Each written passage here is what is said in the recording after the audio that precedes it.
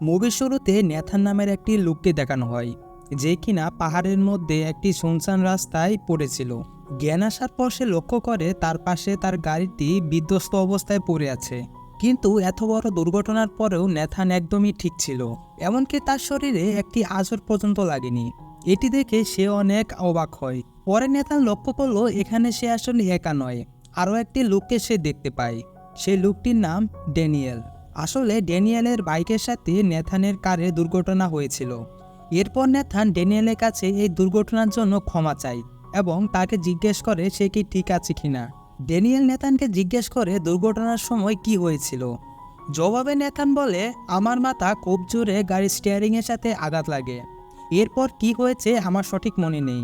এরপর ড্যানিয়েল নেথানকে বলে যে, কই, তোমার মাথায় তো কোনো আঘাতের চিহ্ন নেই।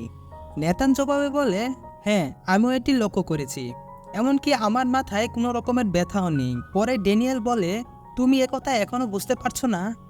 দুর্ঘটনার কারণে আমরা কিছুক্ষণ আগে মারা গেছি। এই যে তোমার আমার শরীর, এগুলো হচ্ছে আসলে আত্মা। এটি শুনে নেথান শকড হয়ে যায়। জবাবে নেথান বলে, কিসব আজে বাজে কথা বলছো? আমি আমার শরীরকে অনুভব করতে পারছি এবং আমি তোমাকে স্পষ্ট দেখতে পাচ্ছি। এটি হয়তো তোমার কোনো রকমের ভুল হচ্ছে। জবাবে ড্যানিয়েল বলে, না, আমি একদমই সঠিক কথা বলছি। দুর্ঘটনার সময় আমার হাত পায়ের হাড় ভাঙার অনুভব করতে পারছি। তুমি হয়তো আমার পরে মরেছ, তাই হয়তো তোমার জ্ঞান আমার আগে ফিরেছে। আমিও প্রথম বিষয়টি মানতে পারছিলাম না, পরে এটি মানতে বাধ্য হয়েছি। তোমার জন্য ভালো হবে তুমি এটি মেনে নাও। কিন্তু নেথান কোনোভাবে তার মৃত্যুকে মানতে চাচ্ছিল না।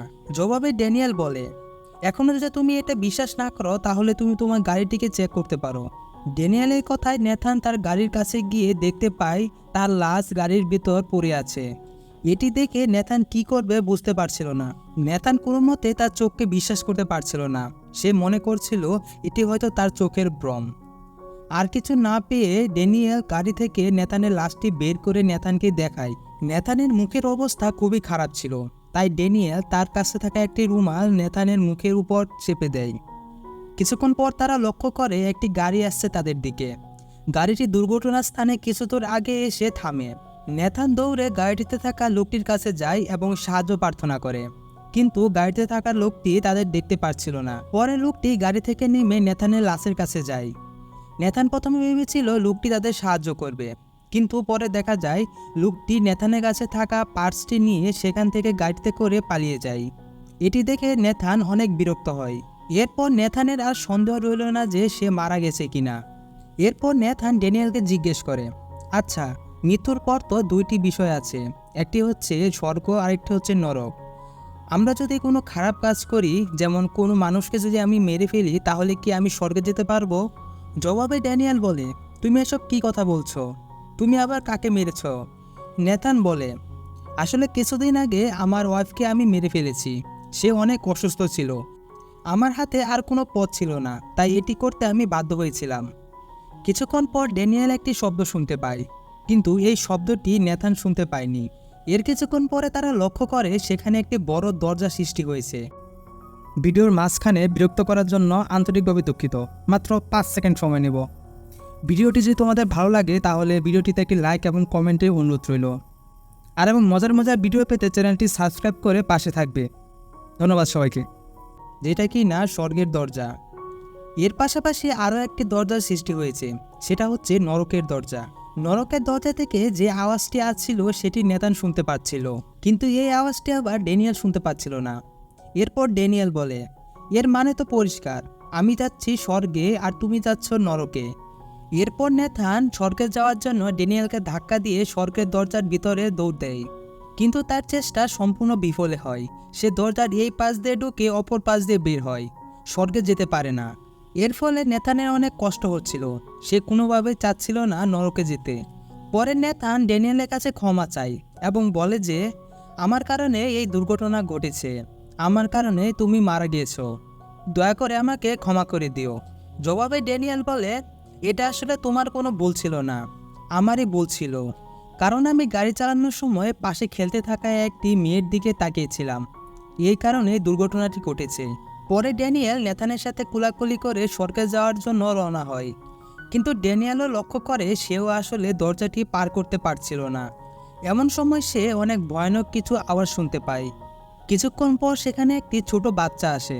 সে বাচ্চাটি সেখানে তার মা সম্পর্কে জানতে চাচ্ছিল। এটি সেই বাচ্চা যার দিকে তাকে গাড়ি চালানোর কারণে ড্যানিয়েল দুর্ঘটনা ঘটেছিল। কিন্তু ড্যানিয়েল এটা জানতো না যে তার বাইকের দুর্ঘটনার কারণে এই বাচ্চাটিও মারা যায়। বাচ্চাটি বলে, তোমাদের দুজনের কারণে আমার জীবন চলে গেছে, এখন তোমরা দুজনই নরকে যাবে। পরে বাচ্চাটি চিৎকার শুরু করে। এই চিৎকার সহ্য করতে না পেরে ড্যানিয়েল বাচ্চাটিকে কোলে করে নিয়ে স্বর্গের দরজা দিয়ে ভিতরে ঠেলে দেয়। নেথান এবং ড্যানিয়েল দুজনে অনেক কষ্টে ছিল, কারণ কিছুক্ষণের মধ্যে তাদের নরকে যেতে হবে। এরপর তাদের মধ্যে কে আগে নরকে যাবে এটা নিয়ে তর্ক শুরু হয়। ড্যানিয়েল চালাকি করে নেথানকে প্রথমে নরকে পাঠিয়ে দেয়। এরপর ড্যানিয়েল বাইরে বড় একটি ভয়ানক প্রাণী দেখতে পায়। এটির ভয়ে সে নিজে নিজে নরকে চলে যায়। নরকে প্রবেশ করার পর তারা সেখানে অনেকগুলো লাশ দেখতে পায়। সে লাশগুলোর মাঝখানে তারা একটি মেয়ের মরদেহ দেখতে পায়। নেথান বলে, বাচ্চারা তো নিষ্পাপ হয়, তাহলে তারা নরকে কি করছে? বাচ্চাটি খুব বড় রকমের একটা পাপ করেছিল, যে পাপের কারণে সে এখন নরকে আছে। মুভির পরবর্তী দৃশ্যে বাচ্চার এই স্টোরিটিকেই দেখানো হয়। বাচ্চাটির এ ভয়ানক স্টোরি শুনে নেথান সেখানে মানসিকভাবে ভেঙে পড়ে। সে এগুলো কোনোভাবে মেনে নিতে পারছিল না, তাই সে ফ্লোরে শুয়ে পড়ে। কিছুক্ষণ পর সেখানে আসল শয়তান আসে, যে কিনা নরকে খারাপ মানুষদের শাস্তি দেয়। শয়তানটি নেথানকে এসে বলে, উঠে পড়ো, তোমার শাস্তির সময় এসে পড়েছে। তোমার উপর তোমার স্ত্রীকে খুন করার অভিযোগ আছে, এর জন্য তোমাকে খুব বড় রকমের শাস্তি ভোগ করতে হবে। নেথান তখন সুপারিশ করতে শুরু করে। সে বলে যে আমার স্ত্রী অনেক অসুস্থ ছিল, দিনকে দিন তার অবস্থা অনেক খারাপ হতে যাচ্ছিল। দিনের পর দিন এই শারীরিক এবং মানসিক যন্ত্রণা আমার স্ত্রীর পক্ষে এবং আমার পক্ষে নেওয়া সম্ভব হচ্ছিল না, তাই আমি আমার স্ত্রীকে মেরেছি। জবাবে শয়তানটি নেথানকে বলে, তুমি যে তোমার স্ত্রীকে মেরেছ, এটা কি তার অনুমতি নিয়েছিলে?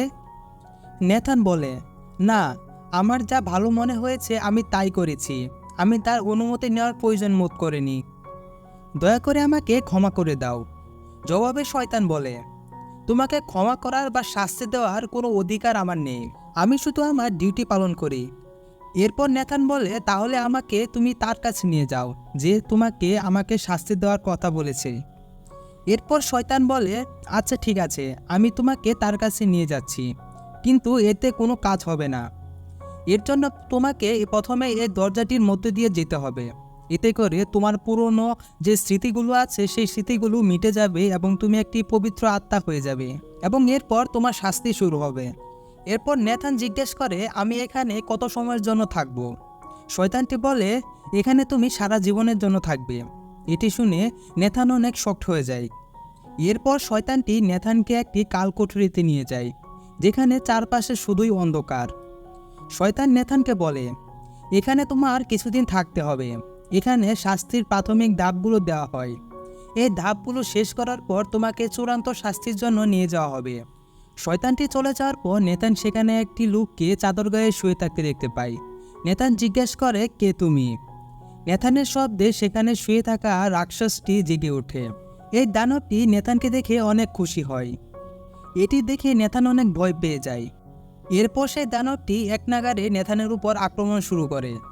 সাধারণত নরকে যখন একটি আত্মাকে শাস্তি দেওয়া হয়, তখন কিছুক্ষণ পর পর আত্মাটি আবার জীবিত হয়ে ওঠে এবং এর উপর আবার শাস্তি দেওয়া হয়। কিন্তু এই দানবটি নেথানের আত্মার উপর এতটাই পরিমাণ শাস্তি দিয়েছে যে এই আত্মাটি আর জীবিত হয় না, বরং এই আত্মাটি পৃথিবীতে একটি শিশুর মাধ্যমে পুনর্জন্ম হয়। এরপর দানবটি পৃথিবীতে থাকা এই শিশুটির ভিতর নেথানের আত্মাকে ধ্বংস করার জন্য একটি শয়তানকে পাঠায়।